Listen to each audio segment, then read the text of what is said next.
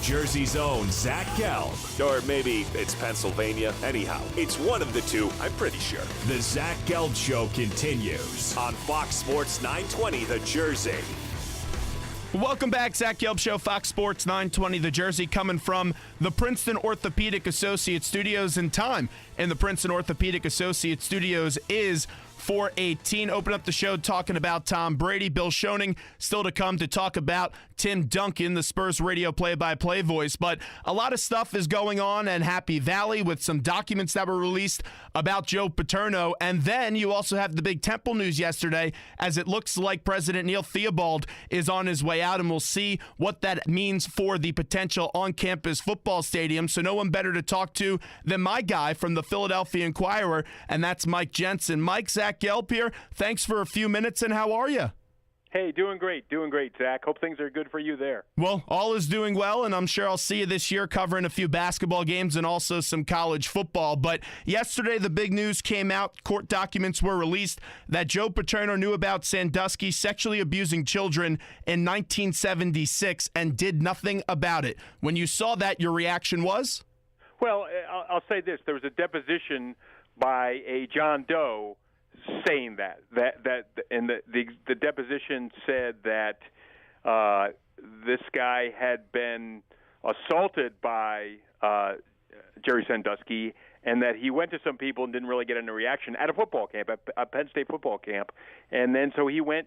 According to the deposition, this guy testified that he then went to Paterno, and then Paterno blew him off and even said, "I got to worry about football." My reaction to it is when there are allegations like that, decades apart, a lot of people want to say, that innocent until proven guilty about Joe Paterno. And no, at that point, I think it swings the other way when we're not talking about a criminal case. We're not talking about a civil case. Those cases did exist, and okay, Paterno wasn't charged. That's well and good. But I wrote a column saying they shouldn't put the statue up. That's what we're talking about. Like, what are we talking about? His legacy, and there is some need to prove that his legacy is clean.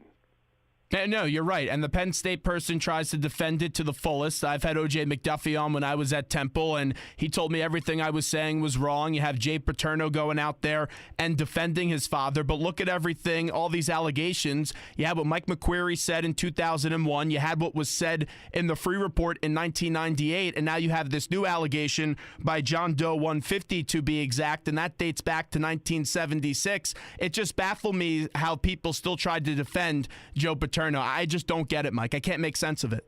Yeah, I certainly get why his son would do it, and I get why his football players who he was an important man in their lives, I get that too. But to suggest that you have absolute knowledge that he had no idea of this all these years, when in fact Paterno himself in his last interview with Sally Jenkins of the Washington Post, said he wishes he had done more. Well, so do I.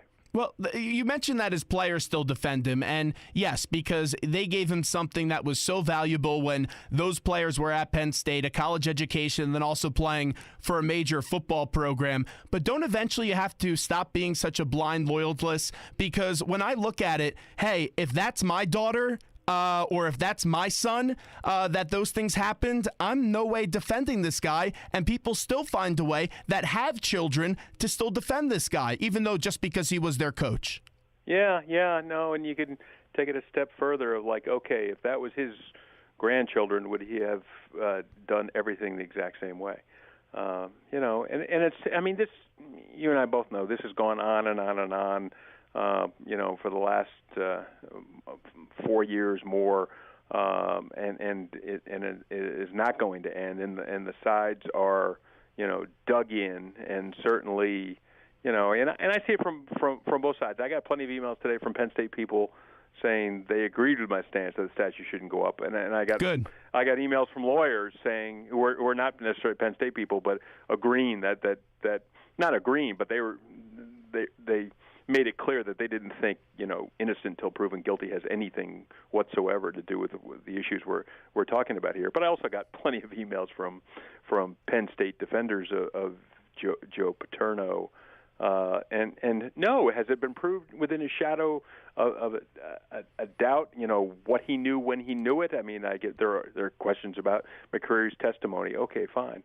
And I was one of these people, and I certainly wrote at the time when McCreary, went to Paterno that was just bucking up the ladder. No, I did not feel that was enough, given Joe Paterno's place in Penn State in the real hierarchy.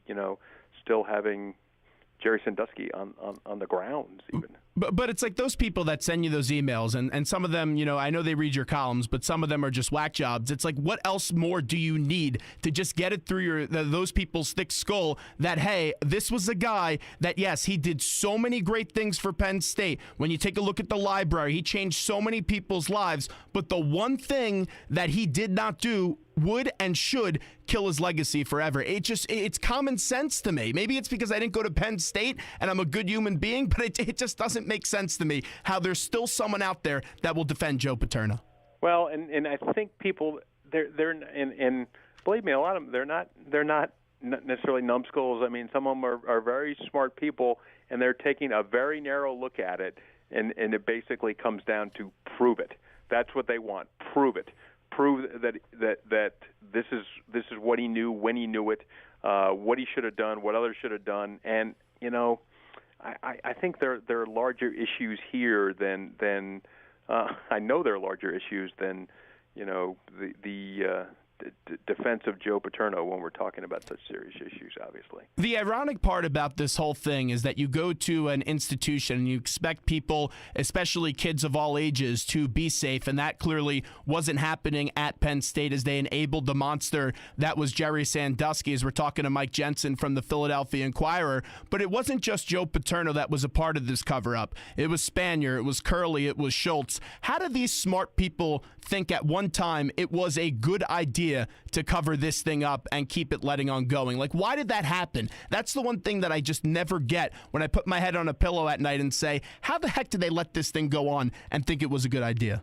Well, I'm very careful when you're using words like cover up and, what's proven and not proven by specific people. There are long court cases and much testimony that happened, and so I'm short of you in saying that this is what these people knew and when they knew it. So I'm gonna be a little careful and dodge that one from you, Zach. Okay, no problem. One more thing on the Penn State stuff before we get into the news that broke yesterday from Temple University. So you wrote about that statue. You don't think it should be put back up. I don't think it should be put back up. Do you think there will ever be a day that statue gets put back up in its original spot?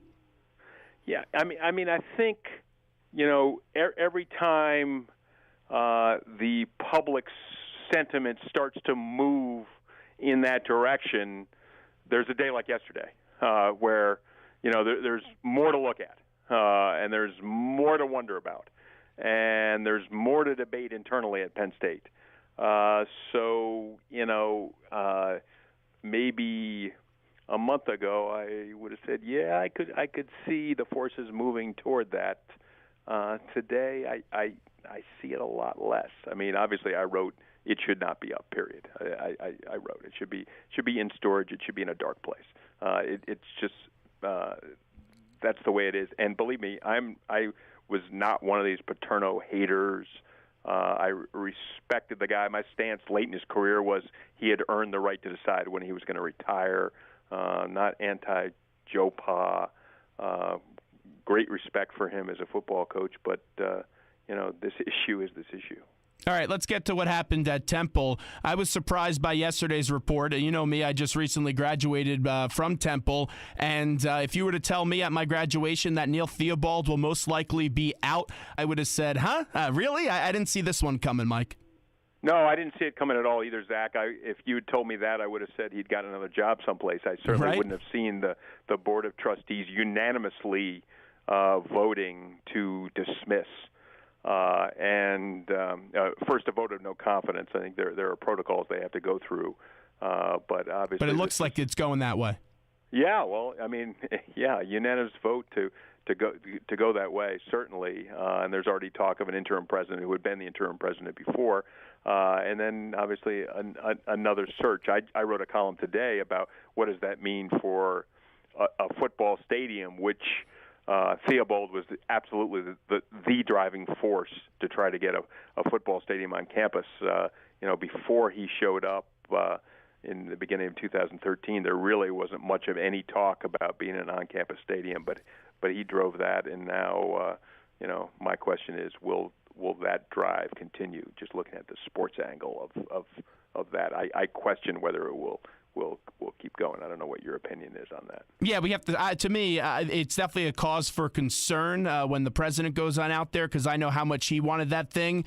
Still, people inside athletic administration. I would say Dr. Patrick Kraft. He's talked to me many times about how he wants that stadium, but there's protocols in place and they have to fall in that proper pecking order. But this may definitely delay it. I believe that there will eventually be a stadium from the economics of it, Mike, because they pay the Eagles a fortune, and the stadium in reality would probably create more jobs. It would bring alumni back, and it would be better for a long-term investment. So, I don't believe any of that, by the way. You don't? Why?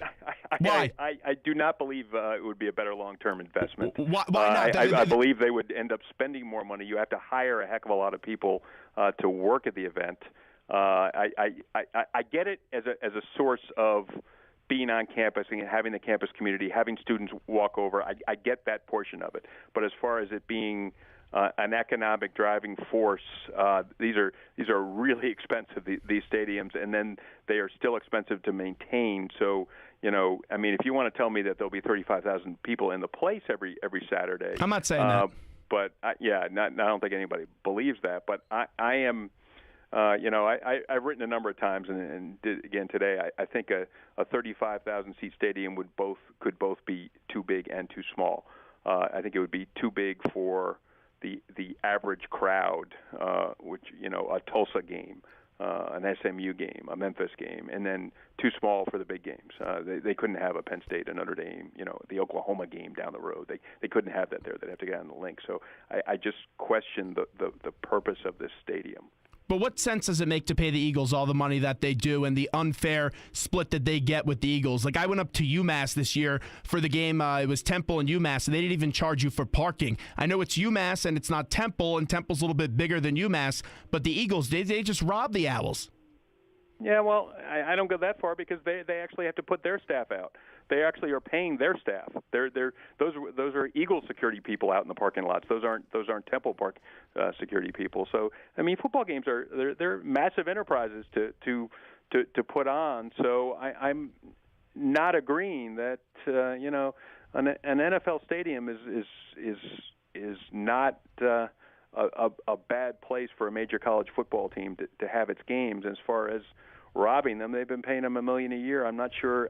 I don't put that down as robbery. If you hear different thoughts on how much they're looking to go forward, but I'm not sure that there was any real negotiation going forward. It seemed to be something like, nope, we're going to build our own, and boom, and something like that. So it's a many-angle thing, and painting the Eagles as evil in this, I don't do it. Well, we'll agree to disagree, and we don't know the new numbers on the extension. We're just going off what we've seen from before. I tried to get those numbers last night from Temple, but I wasn't successful, as we're talking to Mike Jensen from the Philadelphia Inquirer. So yesterday we also found out that $250K was going to be placed to study the feasibility of a football stadium. Yesterday you see a spark in a rise in tuition by 2.8%, and you hear the reports of a $22 million shortfall in the university's Merit Scholarship Program. Was it at all bizarre, the timing of that $250K with all the other news financially yesterday?